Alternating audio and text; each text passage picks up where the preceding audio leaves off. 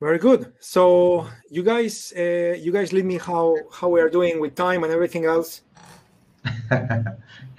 Okay, I think we can take one more question, Jose. Yeah. Or two more question maybe. Or two more. I'm yours, guys. You know, I'm delighted to be here. I'm just trying to be organized with you guys because I don't speak the language. So. Yeah. Oke, jadi ini ada beberapa ini Mas Angga pertanyaan yang senada juga tentang psikologi gitu ya. Jadi it's a little bit interesting, Jose, about psychology of trade. Yeah. Jose, what's the most important that should we have to do to be a success professional trader? That one question. The almost same question is, what is the simple thing can make your account survive or growth until now?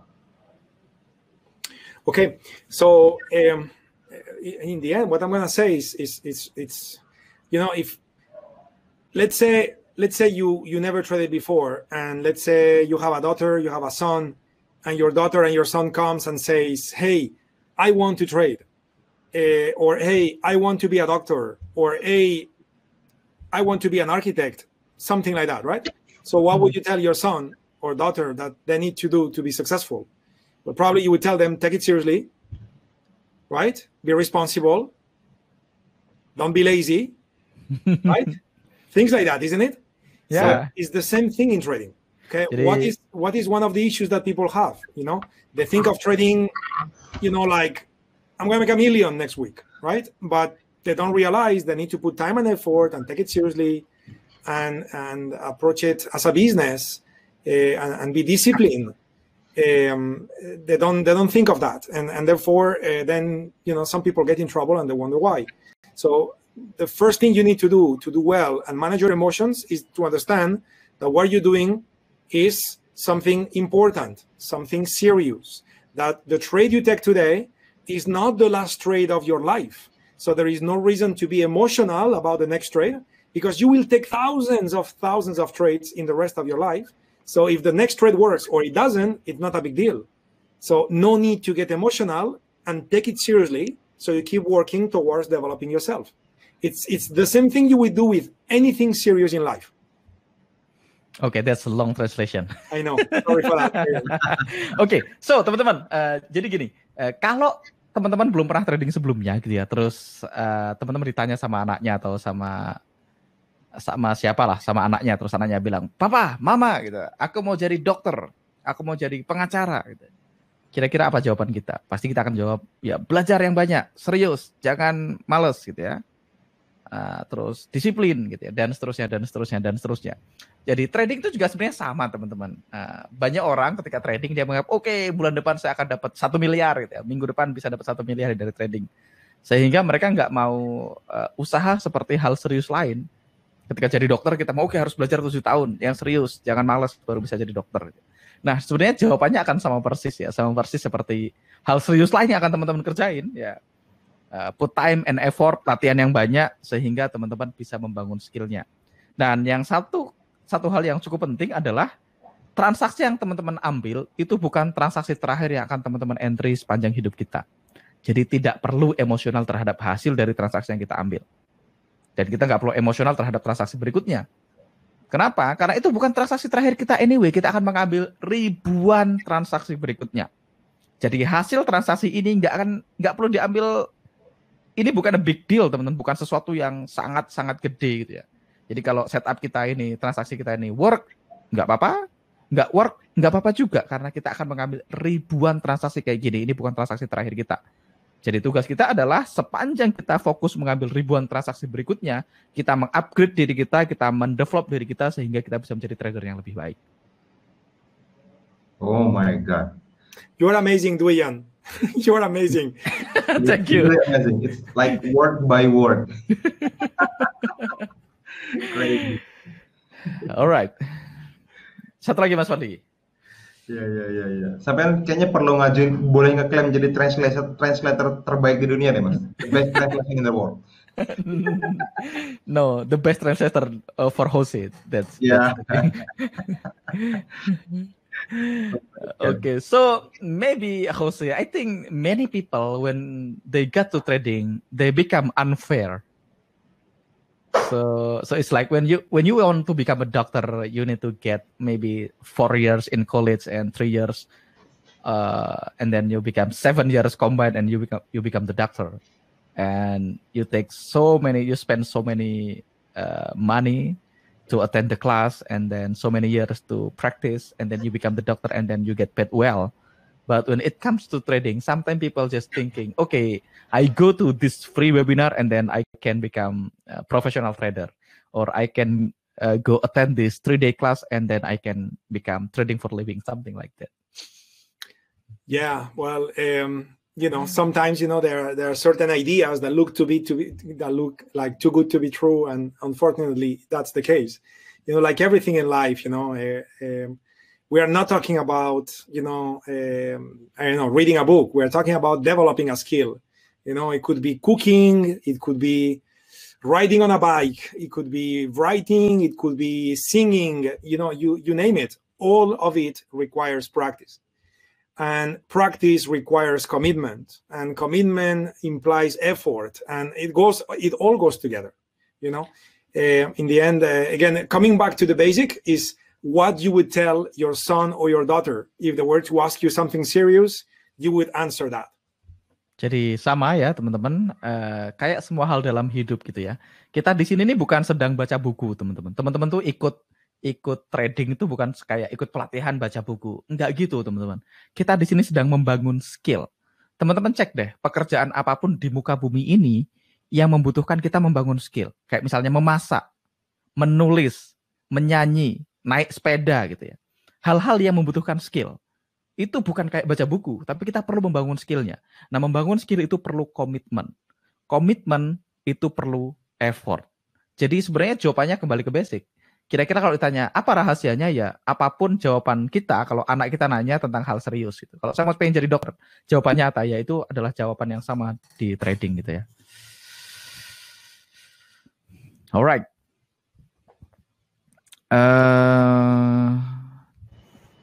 Ya. Bisa lagi Mas Angga beberapa? Mas Fadli aja yang pilih, aku nggak checking soalnya. Oke, aku tadi tak ngelihat pertanyaannya Mas Wijaya Kwek nih, sekarang dia repost lagi.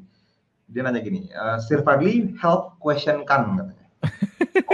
Why we pakai EMA 9 bukan EMA 10? Apa alasan dibalik itu? Thank you Sir Fadli.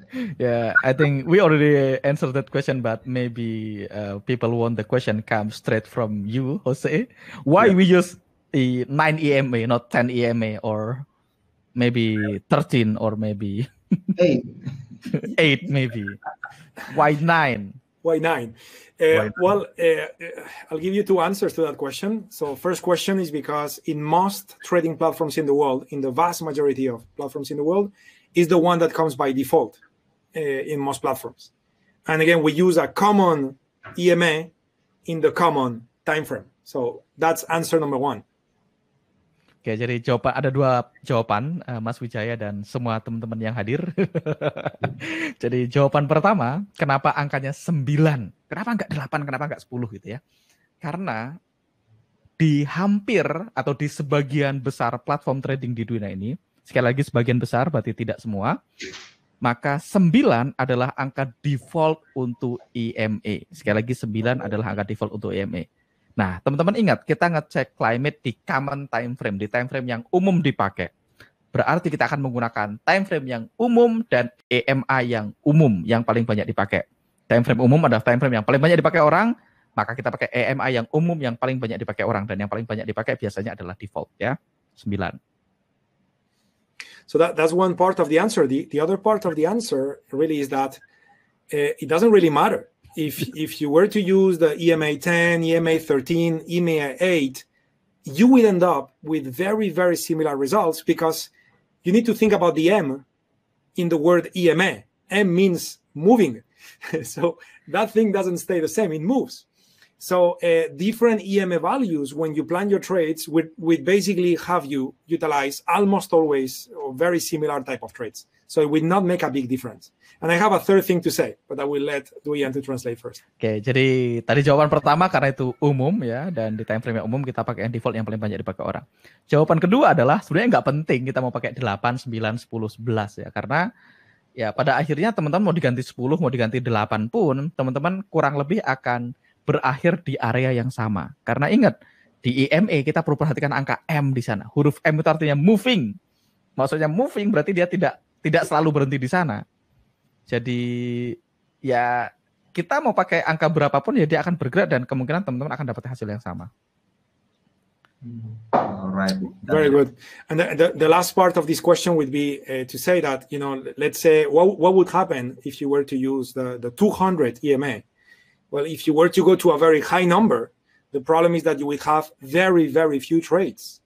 Everything would be so slow. You would take only a few trades, maybe once a month. So the idea is to keep the number relatively small so you can be a bit more active. And that has a great benefit, but really it's not critical. You don't want to look at EMS or calibration values. You don't want to look at it like there is something like magic. Some magic number. Exactly, Julian. You know me so well. So there is nothing of that. It's about you have your rules and you follow the rules with discipline. That's it. Yeah, it's why I can become a good translator for you. Sometimes I know what to translate before you speak. Oke, so teman-teman, jadi idenya adalah kenapa kita pakai 9? Kenapa kita nggak pakai 200 gitu aja ya di common time frame gitu ya? Karena ya boleh pakai 200, tetapi kalau pakai 200 nanti jadi sangat jarang harga nyentuh EMA. Kalau harga nyentuh EMA-nya sangat jarang, akhirnya teman-teman transaksinya jadi sangat sedikit. Kalau transaksinya sangat sedikit ya teman-teman nanti nunggunya lama. Kalau nunggunya lama ya transaksinya dikit. Nah, yang paling penting teman-teman tuh jangan mencari resep ajaib atau kata-kata ajaib atau wah kalibrasi ajaib ini settingan ajaib, angka ajaib. Itu nggak ada teman-teman. Pada akhirnya teman-teman angkanya nggak penting sih mau 9, mau 50, mau 100, mau 200. Pada akhirnya 9 itu cuman patokan untuk membuat kita disiplin sama mana yang jadi transaksi kita. Saya selalu bilang mana makanan kita gitu ya. Jadi sebenarnya bukan angkanya yang magic. Selama teman-teman perhatikan semua komponennya gitu ya dan teman-teman mau fokus di angka manapun sebenarnya sah-sah aja. Karena pada akhirnya itu cuman cuman area yang dimana kita tahu kita harus disiplin, kita hanya fokus ambil yang ada itunya aja gitu ya. Jadi cuman batasan diri kalau istilah saya. Oke. Lanjut lagi Mas ya? Ya, jelas. So yeah, actually we need to talk more about that. So there is a same question asked to me. How about I use 200 moving average on the 8 time frame instead of 9 EMA on the common time frame, right? Actually, it is the same. I mean, the EMA is just for us to become mechanical. Correct. So I only take the trade that have, because there is so many multiple UFO on the chart. So if you don't take one rule for your UFO, you'll be confused. And then when you become confused, you become subjective. And then when you become subjective, you are not consistent. And then the result will be random. So it's not the EMA. It's just the rule that you take. Then you just follow the rule blindly. Maybe. Correct. That's what it is. I mean, in a perfect world, you would look at all the EMS in all the charts and all the time frames and all the fib lines and all the everything. And then you don't take any trade. But then you don't take any trade, or if any, once a year, right? So the idea is to use one tool because one is simple, and it will not get you confused and it will get you active. So you can do better, and that's it. No? Now, some of you may say, I don't want to use the EMA. Okay, you still have the UFOs, you still have the climate. It's not crazy. Some of you may say, I want 2 EMS because I am more conservative. It's okay too. It's okay to use 2 EMS instead of 1. But then if you start adding more and more and more time frames, in the end, you are overcomplicating, and probably the reason why you do it is because of trading psychology, because you are thinking, I don't want to lose. And that's not the mindset of a trader. You cannot trade well if you are not ready to pay X amount of money to see what happens next. You need to be ready to pay to the movie ticket, right or not. The movie ticket, exactly. Yeah. So, jadi teman-teman, pada akhirnya kalau mau kondisi ideal gitu ya, kita bisa lihat semua EMA yang ada, semua time frame yang ada, dan semua angka Fibonacci yang ada gitu ya. Dan akhirnya kita nggak entry atau entry cuma setahun sekali gitu ya. Nah, pada sebenarnya teman-teman boleh, aku nggak mau pakai EMA gitu ya. Aku cuma pakai UFO sama climate. Itu boleh dan itu bukan crazy idea gitu, bukan sesuatu yang nggak masuk akal. Atau teman-teman, aku sangat konservatif, aku pakai 2 EMA, boleh juga. Tapi yang perlu dicek adalah motivasinya. Kalau teman-teman nambahin banyak rule, banyak EMA, boleh. Tapi kalau itu datang dari mindset, wah saya nggak mau lose ya, ya berarti teman-teman berada dalam mindset yang salah, karena itu bukan mindset trader. Jadi kalau teman-teman mau sukses di trading, teman-teman harus datang dari mindset di mana teman-teman siap membayar harga untuk melihat apa yang terjadi di akhir dari transaksi. Istilahnya bayar tiket nontonnya. Kalau teman-teman siap bayar tiket nontonnya, itu cukup. So, ya. Mas Fadli, gimana? Yep. Fadli is the boss here, so ya. Satu lagi mungkin Mas, ini kan juga lebih dari 500 orang yang hadir masih ya. Terus beberapa nanya, a question like this, like, is there any way to know more about this 3D thing? Mungkin juga nggak semuanya alumni Survival to Mastery kali Mas ya? Ya. Gimana caranya belajar lebih dalam mungkin itu kali? Yeah, because we have more than 500 people in the room, Jose, and then there's so many questions, and then maybe not everyone is taking Survival to Mastery class. So the question is, how can I know more about these 3D things? What is the next step for me? Something like that. Yeah, well, in one hand, the first thing I would like to say, which I guess is kind of obvious, is, I was very happy earlier when I was talking about the squeeze and the expansion, and then someone said, "What about the edge time frame? What about the common time frame?" So that means that we are really prepared, talking about being serious and responsible and preparing yourself. So the very first step, I think, is that for the ones of you that you have not taken the courses with Duyan and the team, you should truly consider that, because if you're not well prepared, then the market is going to do its thing, So it's important that you're well prepared. So that would be the first step. And to understand more about the 3D thing, really, the 3D is an analogy that I utilize today to maybe take something that you already know, because, of course, all those concepts are, Duyan and the team, they use that every day. They are masters of trading. So in their teaching, they talk about all of this. The only thing is that I was using a different term, a different analogy, to talk about the same thing from a different angle to hopefully open your eyes. Okay, so that's the answer. Oke, jadi yang pertama teman-teman, jawabannya sangat obvious ya, sangat jelas. Tapi tadi sebelum kita masuk ke sana, tadi saya sangat happy ketika baru mulai terus kita bahas tentang 3D ini. Ada yang nanya, wah kenapa kita nggak pakai time frame, kenapa kita nggak lihat statistik? Artinya ada banyak banget teman-teman di sini yang sangat serius untuk belajar, teman-teman yang sudah ngambil kelasnya Duyan dan oke gitu ya. Tapi di sisi lain, kalau teman-teman belum belajar, belum ngambil kelasnya Duyan, teman-teman bisa mempertimbangkan untuk join kelasnya. Itu yang pertama.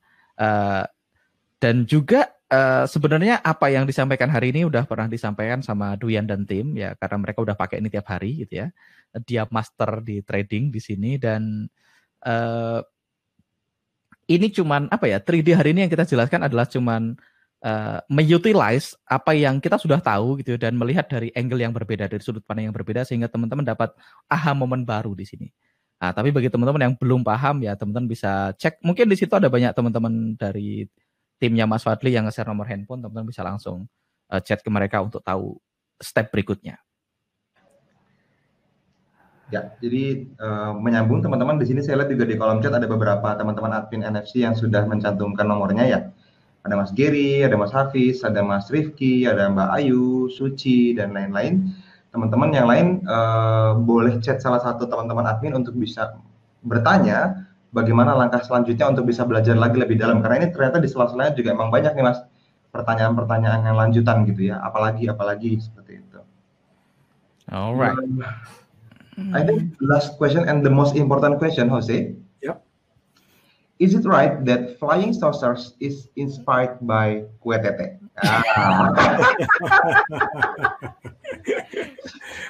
That's $1 million question. Absolutely yes. It's yes. And that's I just cannot wait for COVID to be out of the way so I can travel to Indonesia and eat good kue tete. Yeah, and then there is, I think there is something that you need to add. The RTR number is good. I I once said on my class that the ATR is especially you can take if the ATR is below 1, the vertical line. Is it means the other way to say that is it on compression? Yeah, that's another way to do it. And I love the way you say it because you just made it a rule, isn't it? Yes. So that's the whole point. Yeah. Yeah, because sometimes we cannot say this is long or short. So ya salah satu caranya adalah kalau angka ATR-nya di bawah 1 atau 0,5, nggak harus 1 sih teman-teman, yang penting punya rule yang mechanical yang baku gitu ya. Alright, what is Jedilicious? Well, the name is very good. Jedilicious. Okay. So what about the correlation, the expiration autoclimate with the spring? Can you repeat that question? Sorry. I think that's what is the correlation between the stats. I mean, the stats when the current candle is more than the statistic with the spring, the expansion. Oh, okay. It's absolutely not related. The stats are just looking at autoclimate like there were no vertical lines. That's what the stats are doing. They are simply looking at this is the directional movement, how long it is supposed to last based on probabilities, no matter if it's expanding or compressing. Just directional movement without taking into consideration the speed. So it's not related. Yeah, I think this is it's okay if we go a little bit longer because Mr. Benny, he's in Singapore, by the way, and he's asking about if we take one trade when the autoclimate is compressing, are we going to be at risk of the autoclimate changing direction from sell to buy or vice versa? Because sometimes once the autoclimate is compressing, then it might go to negative value. The dot becomes smaller or even change color, indicating the autoclimate change in the process. How do we handle such situation? This is a very good question, Mr. Benny. The answer is basically that's when the stats become very useful. So if you see, for example, a climate, okay, like here, that has been lasting for so long, and then you see a compression, right? But the climate has been running for way more than what the probability suggests. So you should just go ahead and ignore it, because even though it's a compression and it may lead to another extra push, probably that push is not going to go so far because the climate is exhausted. So I would, basically what we discussed today about the spring, the compression and so on, it's basically something to be added to what you already know about autoclimate. And those statistics are to be respected because they are definitely helpful. Yeah, so teman-teman, saya akan translate pertanyaan. I will translate Benny's question because I think this is very good question. So, pertanyaan dari Mas Benny adalah, Hai Jose, jika kita mengambil transaksi ketika autoclimate sedang compressing gitu ya, apakah kita sedang beresiko karena kadang-kadang kalau dia compressing, autoclimate-nya bisa berubah arah dari sell jadi buy ya. Karena kadang-kadang gitu ya, ketika autoclimate-nya sedang compressing ya, dia berubah jadi negatif atau dia berubah warna atau berubah arah atau jadi kecil gitu ya. Gimana cara handle-nya? Nah, disinilah teman-teman di mana statistik itu penting ya. Kita lihat ketika climate sudah berlangsung cukup lama, lebih lama dari probability-nya gitu ya. Kalau istilah kita lebih gede dari STD-nya gitu ya. Maka ketika dia sedang dalam compression, ya kita mungkin bisa abaikan karena itu mungkin bisa jadi adalah tanda-tanda dia akan balik arah. Jadi sekali lagi teman-teman, konsep compressing, ya squeeze and expanding ini adalah sesuatu yang sebaiknya jadi aha moment buat teman-teman semua. Jadi ini nggak bisa berdiri sendiri, tetapi sesuatu yang teman-teman bisa tambahkan ke hal yang teman-teman sudah mengerti. Kalau teman-teman sudah belajar autoclimate dan teman-teman sudah ngerti tentang autoclimate, maka teman-teman bisa menambahkan ini di atasnya. Jadi tentu saja statistik ya harus dihormati, karena itu yang nantinya juga akan menyelamatkan kita. Nah, kita pengen ketika terjadi kompresi dan statistiknya masih mendukung. Karena kalau kita terjadi kompresi tapi statistiknya udah lewat terlalu jauh ya, bisa jadi push-nya nggak cukup kuat atau malah harga akan balik arah gitu. Alright, so maybe the last thing is not a question, maybe one final word atau one quote or something interesting from you to say, or just what do you say? I said it already. I cannot wait to go to Indonesia. Oh, yeah. Okay. All right, that is important. Okay. Yeah, I mean, seriously now. Well, seriously, actually, I miss Indonesia so much. It's so much fun every time I go, and definitely Indonesian food is amazing. You know, all sort of it. So I love it. But seriously now, putting food on the side, I'm very happy to joining you all today. I love the questions, guys. You know, so many questions, so many questions that show that you guys are practicing seriously and taking this seriously. So good job, guys. Keep up the good job. You have an amazing team with Duyan, Fadli, Rifki, Tegu, the whole team. They are amazing, and you guys are doing an incredible job. So keep up the good work, and I'm sure that anytime they'll organize one more time that I have the chance to join you guys, and you know, I'm around for anything as well. So keep up the good work, everybody. Yeah, and then the most important thing is they are handsome, right? Yeah. Very, very handsome. Ya, oke. So teman-teman, saya sangat happy sudah bisa gabung sama teman-teman malam hari ini dan saya lihat pertanyaan bagus-bagus banget. Artinya apa? Artinya teman-teman benar-benar latihan, teman-teman benar-benar prepare untuk sesi ini. So pada akhirnya keep up the good work ya, tetap latihan yang banyak. Teman-teman punya tim yang bagus di sini, ada Duyan, ada Fadli, ada Teguh, ada Rifki. Mereka adalah amazing team dan kapanpun ada event dan ketika suasana sudah memungkinkan, saya siap datang ke Indonesia, bisa makan kue tetek yang enak dan juga menikmati kuliner di Indonesia ya. And then I'm personally waiting to go to Malaysia to get the Musang King durians. Yeah, for sure. Yeah. Thanks for a great lesson. So teman-teman, kalau teman-teman punya aha moment tentang hari ini, gitu ya, wah ini sesuatu yang baru yang saya pelajari hari ini, please feel free untuk share di Instagram. Do you have an Instagram account, Jose, by the way? Yes, we do. It's Try with Your Force. It's not your... No, not my personal, yeah. No, I don't. Yeah. So teman-teman tadi, because there is one question, the students want to tag you on Instagram but don't know. Oke, tadi bagian nanya Instagramnya Jose, Trade with UFOs, with S, right? Yes, correct. Ya, teman-teman kalau dapat aha moment bisa tag saya, Duyan Anggara, Mas Fadli mungkin, atau Jose Blasco di @TradeWithUFOs ya. Itu aja dari saya, teman-teman. Mas Fadli, ada yang mau ditambahkan? Yep, thank you very much, Mas Angga. Jose, thank you very much for your time. See you soon. See you soon, everybody. That was a pleasure. See you soon. Thank you, teman-teman. Bye-bye. Ada 1013 yang register, teman-teman, hari ini. Right, 1013, and then the internet is not stable, so ini akan di-post ke YouTube ya. Thank you, teman-teman, and bye-bye. Take care, everybody. Bye-bye.